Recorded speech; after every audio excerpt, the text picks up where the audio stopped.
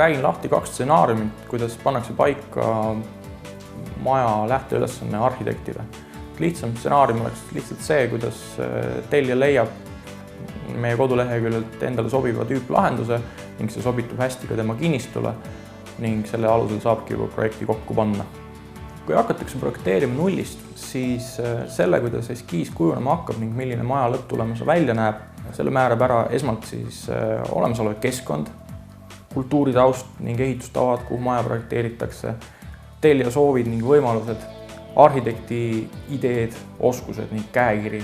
Et siis ühest küljest kujundab maja olemuse keskkond, teine oluline lähteülesande komponent on ruumiprogramm, millest räägiksin lähemalt. Ruumiprogramm võib ära toodud olla lihtsa tabeli kujul, kus on ära märgitud ruumide otstarve ning nende suurused orienteeruvad. Samuti võib lihtsalt kirjeldada ruumide arvu ning nende võimalikku paiknemist ning arhitekt ise koostab saadud info põhjal ruumiprogrammi. Soovitatav on teha märkmeid selle kohta, kuidas ruumid on omavahel seotud, kuidas asetsevad ilmakaarte suhtes, kust pääseb õue ning kas tellijal on mingeid erisoove. Ruumiprogramm iseenesest ei määra ära kuidagi seda, kuidas maja hakkab välja nägema. See seab paika lihtsalt tema põhilise suuruse, ruumide asetuse ja muu asja see pannakse paika juba funktsionaalse skeemiga. Toon näiteks ühe maja, kus on tellijal paika pandud ruumiprogramm arhitektile. Ta on selle lähteülesandele esitanud, kuid ta ei ole piisavalt andnud infot selle kohta, milline hoone välja nägema hakkab ning arhitekt on lihtsalt teinud oma nägemuse sellest.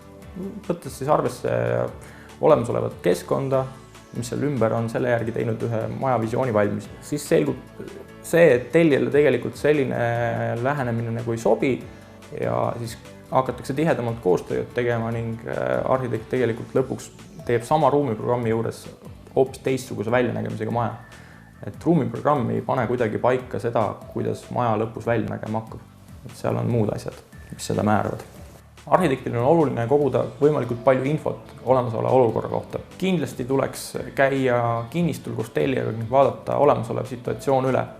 Kui aga räägime distantsile projekteerimisest, siis tuleks tellijal kokku koguda võimalikult palju infot ning edastada see arhitektile. Selle hulgas võiks olla maalaplaanid, kus oleks kajastatud ka reljeef. Oleks väga hea, kui oleks võimalikult palju pildimaterjali olemasolevast situatsioonist, milline on loodus, milline on ümbritsev hoonestus, kus on vaated ja nii edasi. Hea projekt sünnib tihedas koostöös arhitektiga ning mida rohkem infot arhitekt ja tellija omavahel vahetavad, seda parem on lõpptulemus. Loomulikult saab tüüpprojekti muuta, et enamasti ei olegi ideaalset sobivust. Kui on tõesti olemas selline tüüplahendus, mis sobib osaliselt, siis me saame teha vastavad täiendused.